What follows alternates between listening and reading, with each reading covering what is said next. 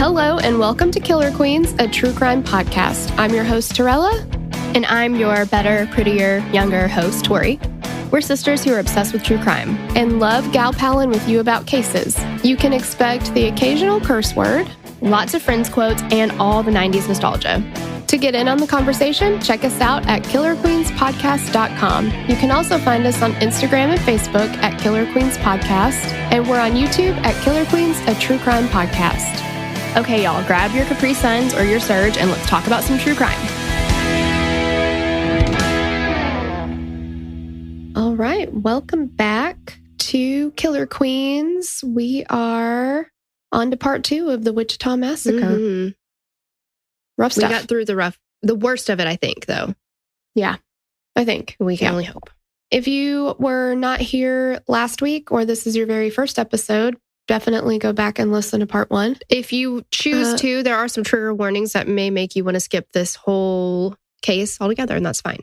Yes, definitely. So those trigger warnings are rape, as well as mentions of child abuse, suicide, cruelty to animals, and alcoholism. So if you need to bypass because of those, by all means, do so. Mm-hmm. Before we get into the case, just a friendly reminder that if you want extra episodes, you can check out our Patreon. Mm-hmm. We do 3 episodes a week, including what we do on the Patreon in this main feed. So we do a murder mixtape every Wednesday. That's a full episode. It's usually an hour long at least. We cannot shut up. When we first started those, I was like, they'll be quick 30-minute episodes. And then I was like, but I haven't met us. So. When you first started, your voice was awful. Like today or in the beginning? Just now when you said, they're going to be quick little 30-minute episodes.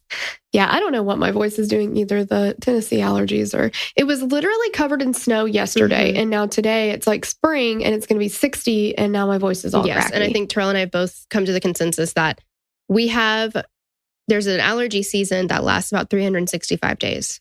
Yeah, exactly. So this week, our mixtape that released on Wednesday is Eric Cross. And then we started a new doc jam this week. And I'm going to leave that as a surprise because from the past, when we're recording this, we don't yet know what it's going to be. But it is going to be full episode by episode coverage of an entire docuseries. So that started yesterday. So let's get into the case. Yeah, let's get into the case. Also, all of those episodes are ad-free if you like ad-free episodes. Yes. Okay, so we're going to jump back in today. So where we left off last week was the crime spree has, we hope, come to a close because now the police are on to what vehicle the cars are driving. They've got Jason Beffert's truck. So HG has been taken to the hospital. She's getting medical treatment. And we just located the truck in an apartment complex in Wichita, the most luxurious city in the United States of America. Yes, where the streets are paved in gold. So let us get to the arrest. Yes. When the description of the silver Dodge Dakota hit the Wichita stations, a man called the police to report that truck was in the parking lot at his apartment complex. Police ran out immediately to the complex. By 7:30 a.m., the police confirmed that the truck was, in fact, Jason Beffert's truck. While they were there, another resident came out and told the officers that he had actually helped a man carry a large TV up to a 3rd-floor apartment and could direct them to it. It's like everything is lining up so perfectly. Exactly. And it's like the nerve of this fucking guy to get there and be like, hey, man, can you help me carry this TV up? Like, you know, a neighbor or somebody that you don't know that well is going to be like, oh, must have got a new TV. Like, did they even have a conversation about it? You know, like, oh, had a sale on TV somewhere or whatever. Like, and you know, in 2000, those TVs were tube TVs. If it was big, it was fucking massive. Yeah, you definitely needed help to get that one up there. 3rd floor? Goodness. Mm-mm. The police rallied the troops. 86 officers and patrol cars had come to the complex. And there were a number of officers that stayed on the ground while another crew of officers silently crept up to the apartment. When they knocked on the apartment, a woman answered, but the door was still partly closed by a chain lock. The officers could see inside enough to see that there was a lot of stuff around the apartment, so it looked almost like someone had just moved in. Then they heard the sliding porch door open and the officers below were yelling that someone was trying to get out of the apartment. The officers in the hallway burst in and took the man to the ground. It was Reginald Carr, and he just said, "Shit, I'm going to need a lawyer. The jig is up, man." What was he going to do? Scale the apartment complex from the 3rd floor? He was damn sure going to try. Yeah, he was. Hope he had a parachute. However, Jonathan wasn't with him. There are a few stories about how Jonathan was located. One, Jonathan had met a girl about a week earlier and was asleep at her house. The girlfriend's mother had come home early from work and saw him. She got, quote unquote, an eerie feeling about him, and he seemed to match the description of the men on the news. She picked up his leather jacket and found the engagement ring. She knew it couldn't be for her daughter, as they had only known each other for a week. The woman remembered that the police were looking for a Plymouth and that the man had a Plymouth sitting in the driveway. She quietly approached her daughter and told her to get her niece and that they were leaving. The 3 women crossed the street to a neighbor's house, and the mother called 911 while they walked. She told the police that the guy that they wanted was at their house. Then she saw him on her porch and he ran from the house. 2, Jonathan was at his girlfriend's house and the news was on. They saw Reginald being arrested and the girlfriend was like, "Hey, isn't that your brother?" Then her mom worried that the man in her house was packing a weapon, so she checked his coat pockets. She found the engagement ring and excused herself to go to the neighbors. There she called the police. Jonathan bolted when he heard sirens. Either one of these stories, how much shit do you think those girls got from the mom after this happened? Like, really? You can't pick them better than this? Seriously? Yeah, exactly. She's like, "We got to talk about your preferences." Exactly. Something got to be wrong there. Either way, the police came to the girlfriend's house and Jonathan ran from the police, but he was caught 2 blocks away and arrested. He had over $1,000 in cash on him, and he had lost a shoe while he was running. By noon on the 15th, both men were in custody. With their faces on the news, Andy Schreiber saw them and identified Reginald as one of the men that kidnapped and robbed him. Reginald was also identified from a picture lineup by Anne Walenta after his arrest. Unfortunately, she would die a few days later of a pulmonary embolism as a complication after being shot. So sad. I mean, she survived so much, and that is so sad. With the Carr brothers being identified in Andy Schreiber's robbery and Anne Walenta's shooting, as well as having the property from the triplex in their possession and AHG's identification, the case against them was already pretty solid. A warrant was issued for DNA testing, and a nurse took samples of both brothers' hair, blood, and saliva. Jonathan Carr asked Detective Kelly Otis what happened to the people who were caught in another quadruple homicide in Wichita just days before the Carrs on December 7th. Otis told Jonathan that they got death by lethal injection. Richard Thames of the Wichita Eagle said it was a shocking crime because of the apparent randomness of it, but others didn't think it was random. Jason Beffert's service was on December 21st, 2000, the day before he had planned to propose to HG and just days before Christmas. The Reverend said of Jason's killers, "Forgive them, Father, for they know not what they do." He asked that there be a victory of love over hate, a victory of mercy over justice. At Heather Muller's funeral, the Reverend said, we must be like Christ, who forgave his enemies. He told the mourners that in talking to Heather's mom, she had felt the same way and had told him Heather would want us to pray for her murderers, and Heather would probably be praying for them at the moment of her death. That is so sad. She's just, I mean, all of these people in this house, like, we talk about it so much, but how did 5 individuals who are salt of the earth, selfless people, find themselves together at the same time and all have this thing happen to them? I know. Yeah. And it's like, yeah, just some of the brightest people get taken away. It's so sad. All right. So let's get to the trial. Before the trial was supposed to start in September of 2001, there were also some issues with why Reginald Carr had been out and about in the first place. So we kind of talked about this in the first episode a little bit, and we mentioned we'd get to that later. State Representative Tony Powell accused the current Attorney General David Adkins of contributing to these murders because Adkins had supported a bill that shortened the amount of time a convict stayed on parole and supervised. Since that law was instituted while Reginald was on parole for aggravated assault and drug charges, his parole term went from 2 years to 1 year, and then, due to a paperwork error, his parole was sliced in half again, and Reginald Carr was released from supervised parole 6 months earlier than the 1-year mark. Oh my gosh. So he completed 25% of his original parole. Wow. That's math for you guys. Adkins replied by saying, "This is more of a despicable reflection on his Powell's character and doesn't take into account an understanding of the law or the facts of the case." So the Carrs ended up being charged with 113 different crimes, and they were going to go on trial together. Judge Paul Clark presided over the trial, and there were a slew of lawyers for the defense and the prosecution. The prosecution was Chief Deputy District Attorney Kim Parker, who assisted Nola Faustin. Then there was Reginald's team of Jay Green and Val Wachtel. Jonathan's team was Mark Manna and Ron Evans. And apparently, Jay Green on Reginald's team had a, quote, neat ponytail of gray hair, which Sloan said almost sounds like the wigs they used to wear in the olden times. Well, and they still wear them in certain parts of the world, like in the UK. That's true. Still... Yeah, they sure do. Yeah. Yeah. Meows. That's all I can think about with those with wigs. Your wooden teeth. Yeah. Yeah. It's an Always Sunny reference. Yes. Judge Clark had rejected a motion to move the trial out of Sedgwick County. The defense had a poll that showed that 74% of the county thought they were definitely guilty or probably guilty. They argued that they couldn't have a fair trial there, but no trial had been moved out of the county in over 40 years. The defense had also wanted to separate the trials, but the prosecutor said that many people accused of committing crimes together often stood trial together. The prosecution also made the point that this was probably not going to be a long case, and yet it involved at least 70 witnesses.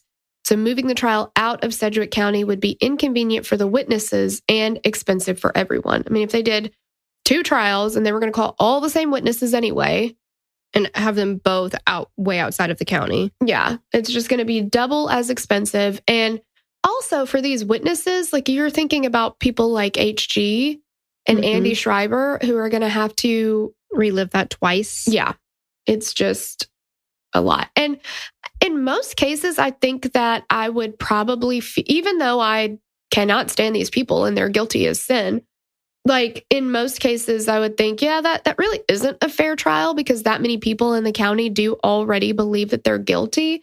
But how much evidence they had against them, I don't think that the news coverage is going to, I don't think it's swaying anybody. There's so much evidence that I don't know that any of those things would have swayed the outcome, you know? Right. It's just, there's no other conclusion to come to. There's just not.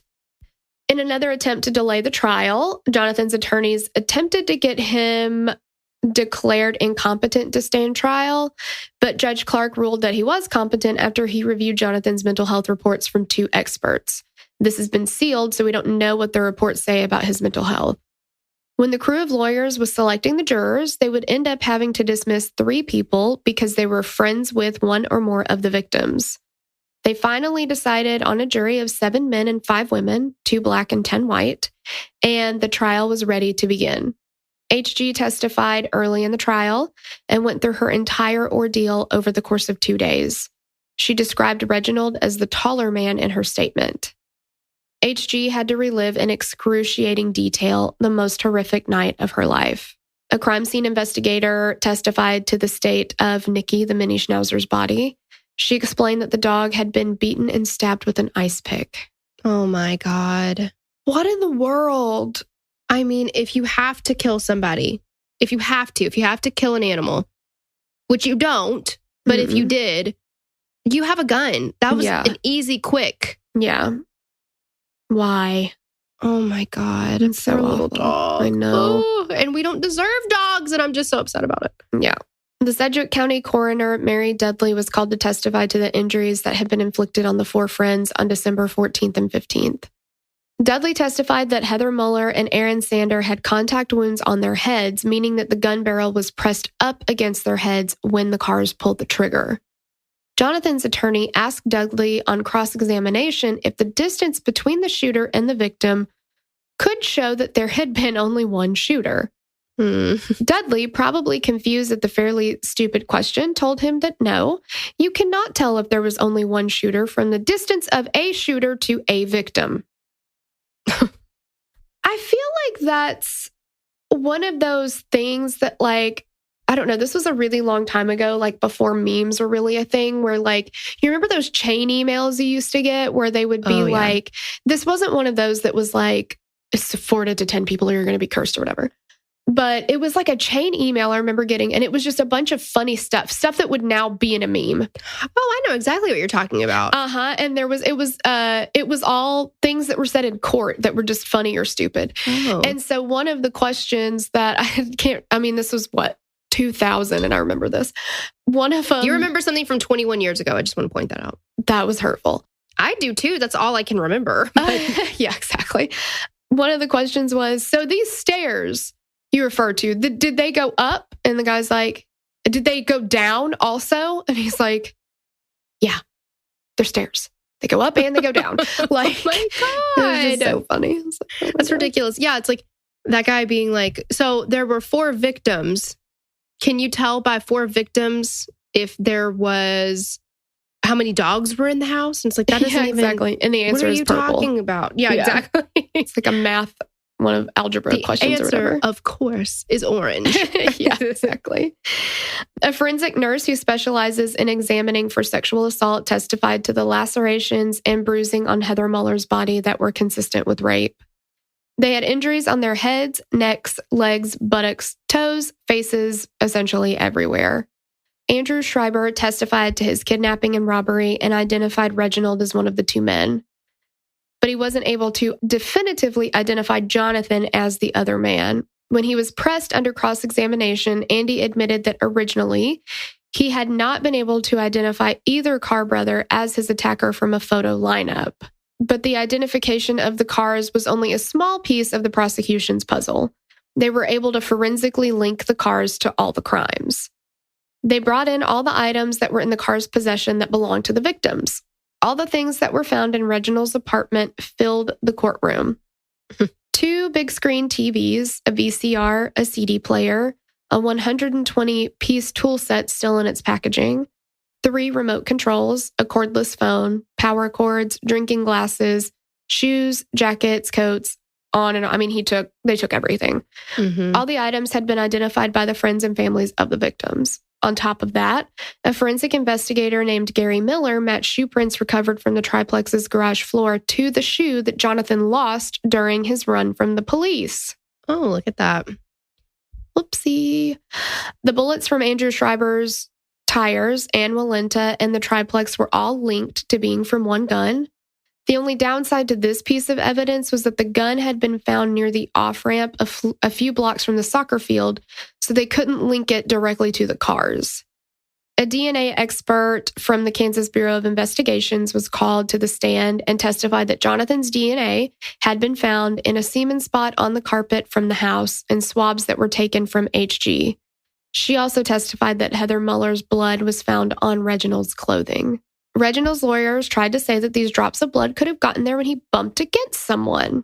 Like, maybe someone like Jonathan. Mm-hmm.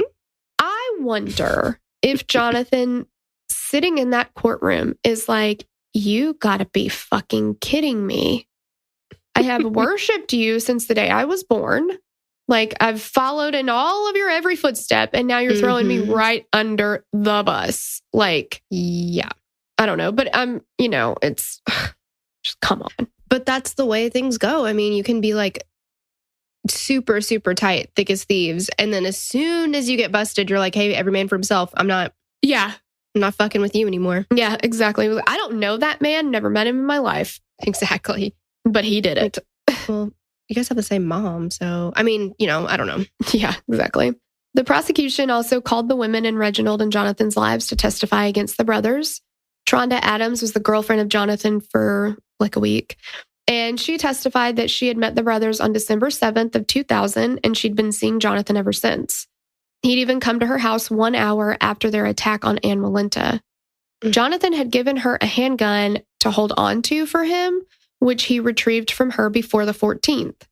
She also testified that Jonathan had called her around 3:31 a.m. on December 15th. Tronda's mother, Toni Green, testified about how she found out that Jonathan was one of the wanted men by finding the engagement ring in his coat pocket. Reginald's current girlfriend also testified. Stephanie Donnelly was described as pretty and dark-haired, and she testified that neither of the brothers had been employed at the time, but that she saw Reginald carrying around large amounts of cash. And she testified that he told her it was from his pit bull winning fights. Okay, we got a whole nother problem. So when you see somebody with a big wad of cash, like a wad of hundreds, Magnum condoms, the whole thing, Right. and then, but you know that they don't have a job, so you're like, well, how did you get that? And then part of you is like, well, I mean, at least I guess okay, so we came up with an answer, but now I hate him worse or more because that answer fucking sucks. Like pit bull winning fights. Come on, yeah, that's like. I guess he didn't want to say because I murdered people, but I think that the two are basically the same. Yeah. Why not say I got it from my lemonade stand? Yeah, the money's in the banana stand. Exactly. There's always money in the banana stand. Exactly. And he's going to ask this from a guy wearing a $1,000 suit. Come on. Exactly. Like, yeah, I feel like, if you didn't want to tell her that you killed people, okay, but maybe don't come up with something that is damn near almost equally as much of a piece of shit answer. Like, because those dogs rip each other apart. That's horrific. It's terrible. Stephanie also testified that she had lent them her car around 5:30 p.m. on the 14th, and they brought it back to her about 12 hours later. She testified that he had moved all of the stuff into her apartment. Stephanie also testified that she had noticed an STD on Reginald's privates, genital warts. And unfortunately, a medical expert would testify later that HG had developed the same STD. Jesus. This poor woman. Cannot catch a break at this point. Beyond just having their girlfriends testify, their mother and sister also testified, but they spoke more to Reginald and Jonathan's childhoods. Janice Harding, which was their mom, admitted that their sons did not have a warm and loving family. She said, "I'm not a huggy person." She testified that there were no holidays that they celebrated and that their, quote, "dad hit me once I picked a bat up and beat him with it. I told him he wasn't going to hit me again." Janice also brought up that Reginald and Jonathan had another sister named Regina. However, she died of leukemia when she was just 3 years old. Oh, gosh. The mother also testified that when she and their dad divorced, he immediately vanished from their lives, and the time the boys spent with their grandmother wasn't much better than the time at their home. Janice testified that her mother, quote, "flips out. One minute she's normal, the next she's yelling and screaming." While Janice was testifying that her boys hadn't much of a chance to grow up to be productive members of society, she wasn't defending their actions. She stated, "I feel for the other families. Everybody's hurting right now." She then spoke to her sons directly, saying, "I don't know what went wrong, but I love you. I'm sorry if I did something wrong. I'm sorry." It's really sad. The whole thing is just fucked. Because, I mean, the fact that she's acknowledging that, and I don't know if we can say like, oh, this is where this went wrong. This is your fault. But it seems like there's responsibility being taken on her end. And I think that that's really powerful. Yeah. It's just sad. It is. It's very sad. I feel like if you're going to have kids, then fucking step up. Yes. Hug your child. Who cares if you're not a huggy person? Hug your child. Like, I don't know. It's just sad. Well, and we saw how not being very affectionate or physically, like, like not having any kind of physical engagement with your children, like hugging them, cuddling with them, anything, patting them on the back even, holding their hand across the street, how that worked out for Jeffrey Dahmer.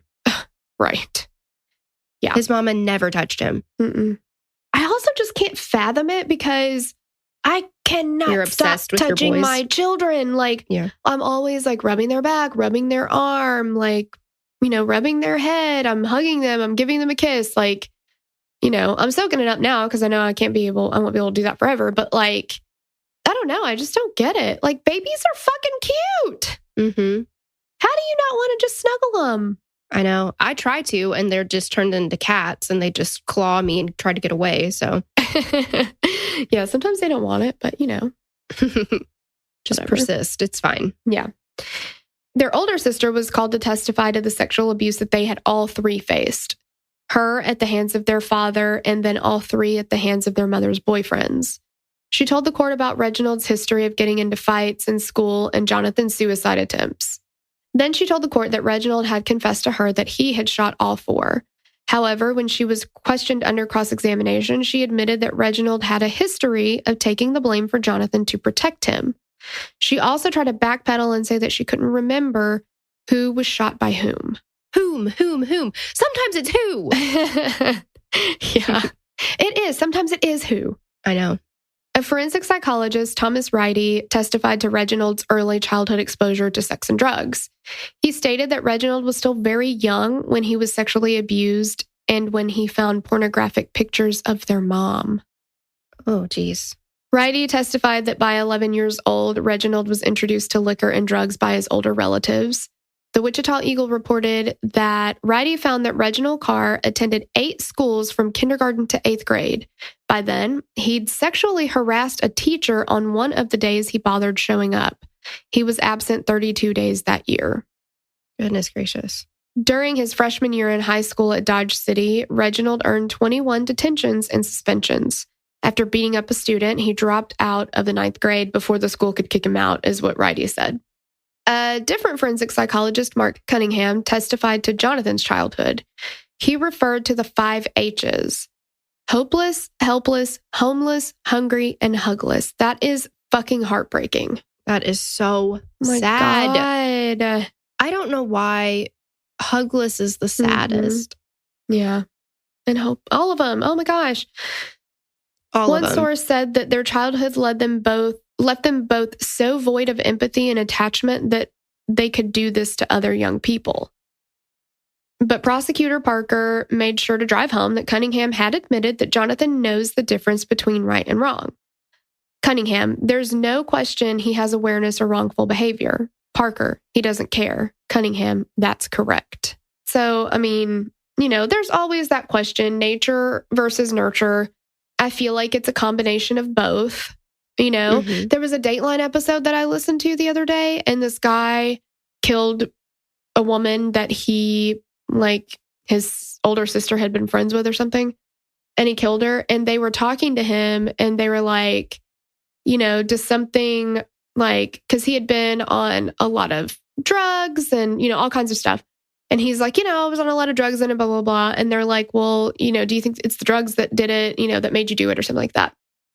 And he's like, no, I'm not a good person when I'm on drugs. But in order to murder somebody like that, you have to have that in your heart already. And I had that in my heart. The drugs just made it easier for me to do that, basically. It's like liquid courage with alcohol. But yeah, because what are most of us going to do if we, for whatever reason, end up on drugs or super drunk? We're going to dance a bunch. I will just cry in a corner. There's a lot of different reactions it brings out of people, but it's certainly not murder. Yeah, I want to do karaoke. Yeah, exactly. All night karaoke long. all the time. Or telling girls in the bathroom how pretty they are and where did they get their hair done and whatever. And exchange numbers. We should be friends out tomorrow. God. Yeah, exactly. And it's then you look in your phone and you saved her number as M8 and that's it. All right, well, that was a valiant effort. Yeah. But yeah, it's there's got to be all of those things are incredibly sad. And they did happen in these men's childhoods.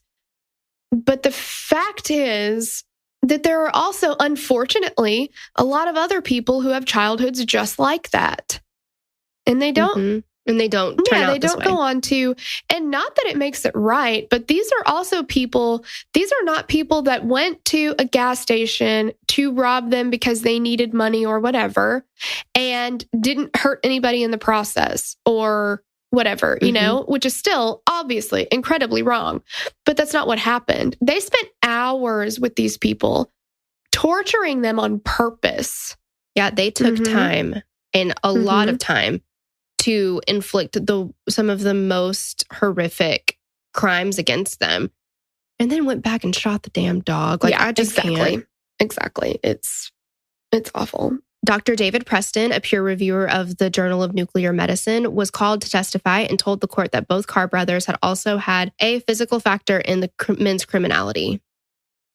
He testified that both men had brain damage to their temporal lobes, which is responsible for risk evaluation and short-term memory. However, this is literally the only information on this claim.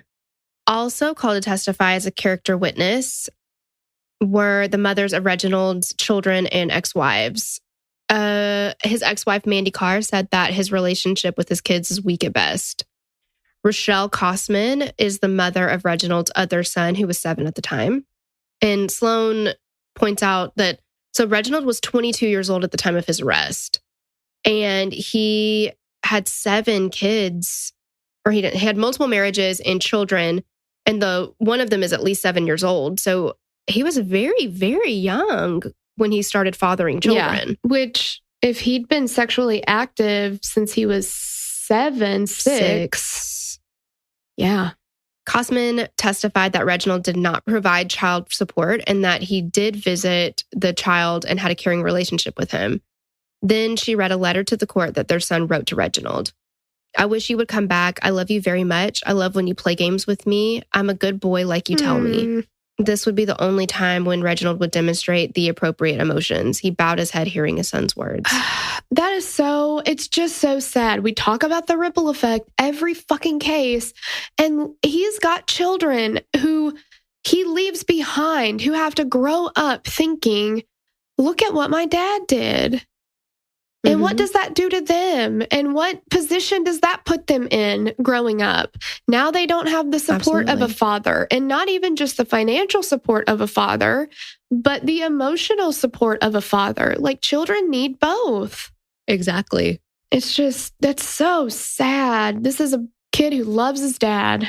Yeah. And hopefully there is therapy along the way to help with all of those awful scars that are left. But I don't know that gets better, I'm sure, but it doesn't go away. Yeah, not at all. So sad. A character witness for Jonathan was a woman who had hired him to do some carpentry work for them. She said, I found him to be one of the nicest, polite, kind, warm, giving. He was the epitome of the finest young man. God. That's really laying it on thick, I feel like. It really is. And like, okay, I'm sure he was in that moment, you know? I don't think that these people are completely devoid of being able to be friendly to a person they see in the street. I mean, serial killers do that too.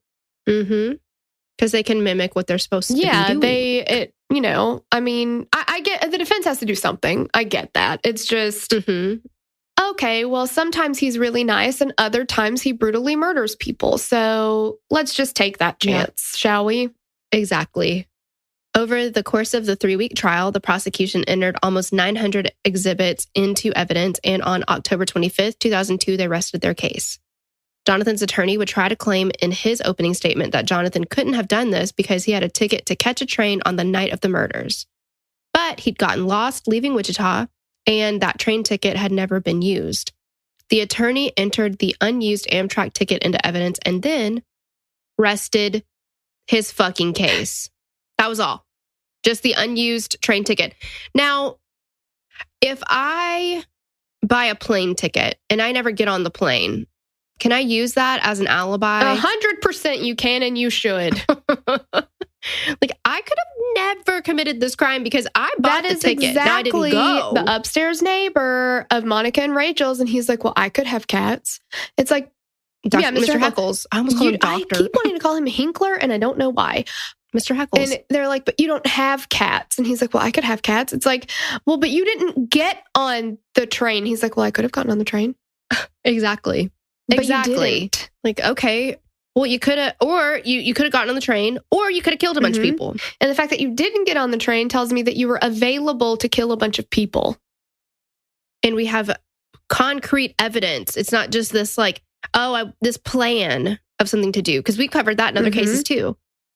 A plan apparently is actually more evidentiary support than somebody recalling the night before. Yeah. Yeah. All right. Well, that's one method. That is one method. And you know what? Again, we say it all the time. You miss 100% of the shots that you don't take. Right. So in the event that him having a ticket that he did not in fact use would totally exonerate him, I mean, you got to throw that out there. Right. Because again, how are you supposed to know if it's not going to work? You just got to try. Reginald had wanted to take the stand and blame Jonathan and of course. break his entire heart. I'm sure that's the only time that Jonathan would have ever felt any kind of feeling. Yeah. He wanted to testify that Jonathan had told him he'd been with another guy who was tripping and shooting people. He wanted to claim that he had moved the possessions from the victims to his girlfriend's house to help Jonathan. The judge ruled it as inadmissible and as hearsay. Hearsay still confuses me a little bit because if Jonathan had in fact told him something about the crime, which did not happen, we know that the judge really ruled it as was bullshit. But if Jonathan had told him that, I don't know, hearsay just confuses me because it's like, if I got the knowledge firsthand from you, then isn't that admissible? But if I said, well, Tori told me that somebody else told her that blah, blah, blah. I was not there to witness that conversation. So that is hearsay. But if I am there to witness the conversation, does that not count? I don't know. In any event, this is bullshit and it did not happen. But I don't know. Just the hearsay thing confuses me a little bit. Because we're talking about direct from the horse's mouth and then the telephone game. Yeah, exactly. His lawyers also wanted to enter medical records that suggested that Anne Walenta had actually died because of medical malpractice. Okay. This was also rejected. Even if she had, she wouldn't have been in the position to receive medical treatment and then be involved in a case of medical malpractice had she not been shot. I know, exactly. That's like it's literally somebody like running you over with a car. And then they're like, well, I mean, you shouldn't have been walking in the street. Mm-hmm. Okay, well, you shouldn't have hit me with the car. Yeah. Yeah, exactly. Like, how did I get here? They are taking zero responsibility for anything. Yeah, exactly. Like, she wouldn't have been in the hospital had she not needed medical care. And she needed medical care because she was fucking shot. Because you guys shot her. Yeah, because you guys shot her. Like, yes. It's just ridiculous. Like, pass the buck. Yeah, I would not be good at attending a trial like that and then not showing emotion because, you know, you're not supposed to show any emotion whatsoever if you're in the gallery or if you're on the witness, you know, anything. And I'm pretty sure I would just be in there and be like, okay. Yeah. I feel like I would not be able to hold it back. Masks are a godsend for this kind of stuff because that would be the only way that I could do it. My eyes would probably give me away anyway, but like, you know what I mean? I wouldn't have like my mouth open or be like smiling and like shaking my head like, you son of a bitch, you know? Then Reginald's attorneys replayed the police interview with HG with no explanation as to why. It can only be assumed that the reason they did this was because they wanted to reiterate that HG's description of Reginald was vague. However, all it really did was upset the jurors and HG. What? Did they just find two attorneys that were just equally as much of assholes as they are? Apparently. I feel like they picked Charlie's uncle with the hands. Jimmy. Yeah. Uncle, whatever, Uncle Jimmy. They called a DNA expert of their own to the stand and got them to testify that since they are brothers, they couldn't determine which specific car had raped the women. That's re-fucking ridiculous because if I've learned anything from Jurassic Park, DNA is from your blood. And everybody has unique DNA unless you're an identical fucking twin. Yeah, they could tell the difference between them. Yes, they could tell the difference.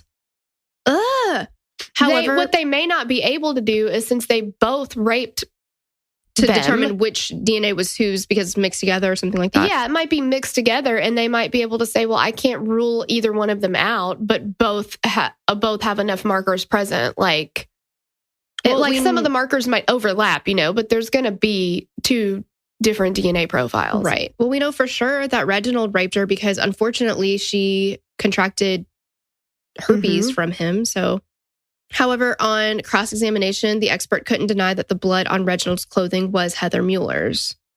In her closing argument, Kim Parker said, "This is a crime driven by greed and lust, by selfishness, and by a twisted sexual gratification." Meanwhile, the defendant's attorneys just pointed fingers at each other. Well, no, it's like the ultimate sibling rivalry. Yeah. He started it. Exactly. He's touching me. Exactly. Come on. Reginald's attorneys focused on the fact that only Jonathan's DNA was found at the scene and that the witnesses had difficulty accurately identifying the Carrs. Jonathan's attorneys reminded the jury that both Andrew Schreiber and Ann Walenta only identified Reginald and that Reginald was found with most of the victim's property.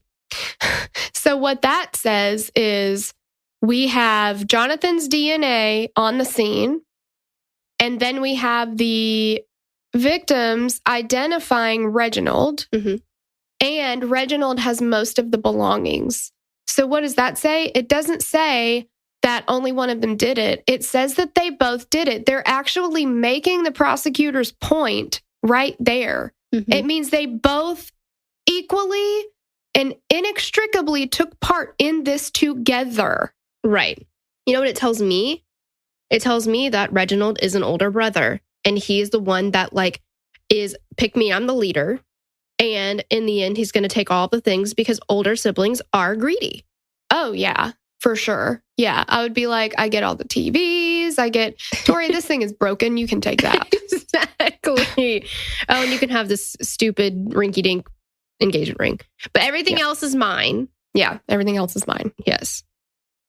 And you'll say, thank you, sir. May I have another? Yeah, exactly. I'll be like, okay, call me later. Mr. Already, love you, bye. Jonathan's attorney, Mark Manis, stated, Reginald Carr was not alone, but the evidence will show who was playing the lead role that night. Aha! Directing things. Don't just go back there and check the box guilty on all counts. Please consider Jonathan's guilt and innocence separating from damning evidence against his brother, Reginald. Now, he had me up until he didn't have me. Yeah. Yep, can't do it. Nope, cannot do it. So we don't have any testimony from Jonathan or anybody else saying that Reginald held a gun to Jonathan's head and said, you will do this, you will do that. Jonathan never said he was in fear for his life. Like, if that's the kind of argument that you're going to try to make, then at least get up there and fucking lie about it. But you didn't do anything. You have nothing. You just turn around and say, well, and also, since both of them were not always together on the scene of the crime with the five murders or 4 murders and 5 attempted murders that they committed, how are they going to explain that one away? Nobody was there with the gun to Jonathan's head when he was raping the women when Reginald was at the ATM. No, exactly. Yeah. Ugh. You don't have it, man. You don't have it. No. Just drop it. You're just making it worse. Exactly. On November 14th, 2002, the jury returned with their verdicts. While Jonathan was acquitted on all the counts related to Andrew Schreiber's kidnapping and robbery, both men were convicted on all the other counts. They were each charged and convicted with first-degree capital murder of Ann Walenta, and they were found unanimously guilty in pretty much everything else. Attempted murder of HG, they were found guilty of all the kidnapping, robbery, rape, all the things. And a count of cruelty to animals as well. Reginald was also convicted of 3 counts of unlawful possession of a firearm. The Carr brothers didn't react to the verdicts, but the families did. They hugged and celebrated. The court went directly into the sentencing phase of the trial upon hearing the verdict. During victim impact statements, Andrew Schreiber said that, quote, there are constant reminders every day. I still live in Wichita. He still drives past the places involved in his crime and the quadruple murder, and he knows it's irrational, but he suffers from survivor's guilt. And this is very common. HG also spoke to the men saying, I speak on behalf of Brad, Aaron, Heather, and Andy, Jason, and myself. One of my favorite 7-year-olds lost her uncle on the 15th. This year, when her mom asked her what she wanted for Christmas, she replied that she had wings, and if they were real, that she could fly to heaven and she could see her Uncle Jason and her papa. I wish life were that simple. I wish that I could put on a pair of wings and then I could go see Jason. But we all know that these are just wishes. And they're wishes that we have to wish because of 2 soulless monsters. Every day there's a memory or a scar that reminds me of that night. I wake up in sweats from my nightmares. I pace at night because of noises that I think are somebody breaking into my house. And every morning I carefully blow dry my hair to cover up the spot that can no longer grow hair. I look at my knees and see the scars from the carpet burns that I got from the rape. In the back of my mind, I wonder, will it happen again? I had no choice in what Reginald and Jonathan Carr did that night, and I wasn't given a choice to save Brad or Aaron or Heather or Jason. I had a choice to lie there and die or get up and live. I chose to live, and I will still choose to live. Wow. Oh, she got me there at the end. Mm. She also told the court that the sentence imposed on them will be a much kinder sentence than they imposed on me, my friends, and my family. Reginald Carr's attorney asked the jury, I ask you to extend mercy to Reginald Carr that he did not extend to these 4 individuals. Bold move, Cotton. Yeah, let's see if it pays off. I just cannot believe that he could be so bold to say that. Look, I know that he's a piece of shit and he ruined lives and he didn't show anybody mercy. No mercy to anybody, but listen. Can you go easy on him? Yeah, you know what? I am going to lose this case and I'm going to lose it big. So if you could do me a solid, show him a little mercy, that would actually look better for me when I get back to work on Monday. Exactly. Are you fucking kidding me? Mm-hmm. Despite his lawyer's pleas for mercy, Reginald had shown no feelings of remorse. In fact, throughout the trial, Reginald had been smirking and blowing kisses to people. He'd even been removed from the trial multiple times due to these antics. Like, why try, attorney? Why? Exactly. Like, he's just making it worse. Like, fucking let him get the consequences of his actions. Like, yeah, exactly. I don't know. DA Nola Falston, however, drove home the point that there's no excuse for an individual's conduct. You can't blame your family for what went wrong in your life. The jury deliberated for about 7 hours before coming back with a sentence of death for each of the Carr brothers. It was also reported that the brothers were also sentenced to life with the opportunity for parole and 20 years for the murder of Anne Walenta. And I guess that's just because, like, they did shoot her. She didn't die right away, but they were still sentenced in that case. Then Reginald was also sentenced to 47 years in prison for his convictions on different crimes, while Jonathan received another 41 years for other crimes. The judge offered the brothers to exercise their right for allocution to ask for mercy or apologize, and of course, neither did. They had been advised, probably rightly by their attorneys, just not to say anything. And they were formally sentenced to execution. It was Reginald's 25th birthday, and as he left the courtroom, Mark Beffert, Jason's brother, said, "Happy birthday," and then a curse word. I'm not really sure what the word was. I'm guessing like motherfucker, but I don't know. Yeah, I was like, happy birthday, bitch. I don't know. Yeah, and then Reginald just cursed at him. The Carr brothers were not going to just sit back and accept their death sentences. Plus, in Kansas, death sentences automatically start the appeals process. So, they do a couple things. They felt that Reginald being in handcuffs throughout the trial made the jury prejudiced to him. Jonathan claimed that this prejudiced the jury to him, making him look dangerous too. And Reginald felt that he'd been prejudiced by Jonathan's defense that painted him as the bad influence of an older brother who corrupted him. It was like all this stuff, and it was because they were tried together. And initially, the defense attorneys wanted their trials to be separated. And it's one of those things that, like, that's going to come up in appeal. Mm-hmm. That they tried to, even, moving the trial to another county or whatever, like, there's stuff they can appeal on, and they're going to go for every avenue they can. Mm-hmm. The death penalty had previously been reinstated in Kansas in 1994, and since then, nobody had been executed. The Carrs appealed their case, and in December of 2004, the Kansas Supreme Court ruled that the death penalty was unconstitutional. The Carrs' death sentences were commuted to life without parole.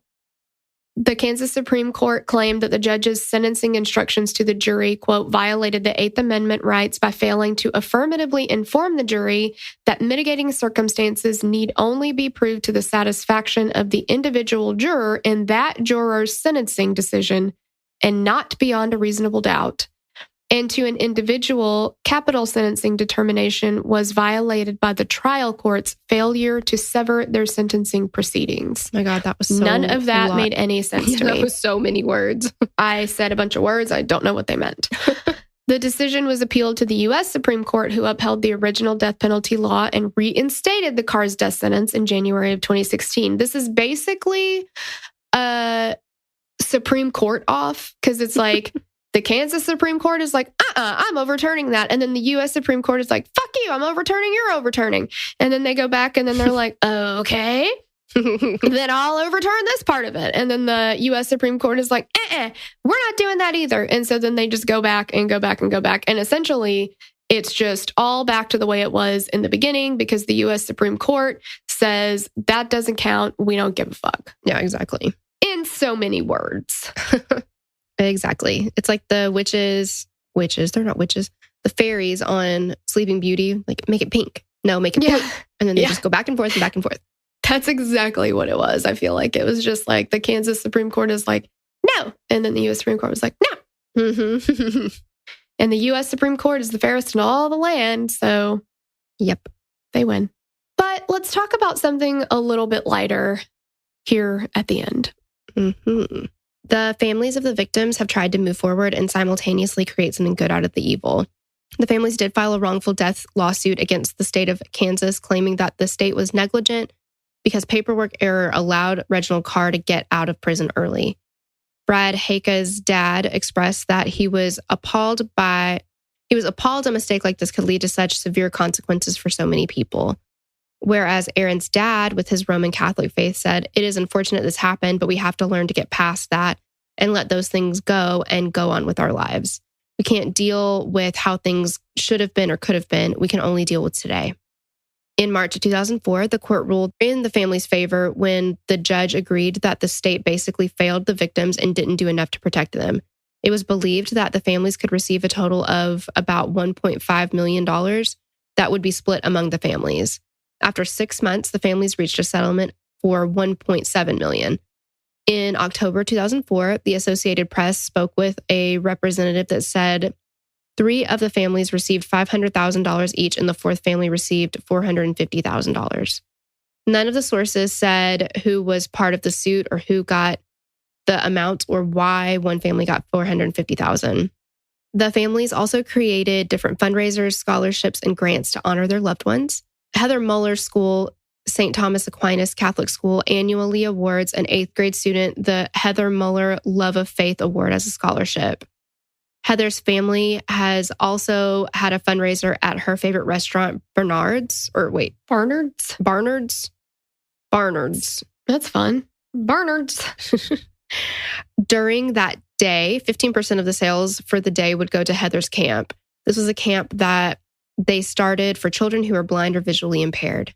Brad Haika's family created a memorial golf tournament, and his father, Larry, proudly proclaimed that he thinks we have had people from 20 states. A few of the families joined the Wichita County Foundation and founded the Forget Me Not Memorial Scholarship. In June of 2003, the first awards were grants from the scholarship. Mercedes Crawford and Jennifer Wynn were the first awardees. Mercedes Crawford had just graduated from Augusta High School, where Jason Beffert taught. She had known Jason and had applied for the scholarship because she wanted to honor him. Jennifer Wynn graduated from Capon Mount Carmel High School and said, I try my best in everything I do, and from everything I've read about these 4 people, they were the same way. It feels good that something positive is coming out of what happened. The most and only precious thing that came out of all of this is the relationship of Andrew Schreiber and HG. During the trial, they had struck up a friendship and found that they could connect to each other in a way that no one else could.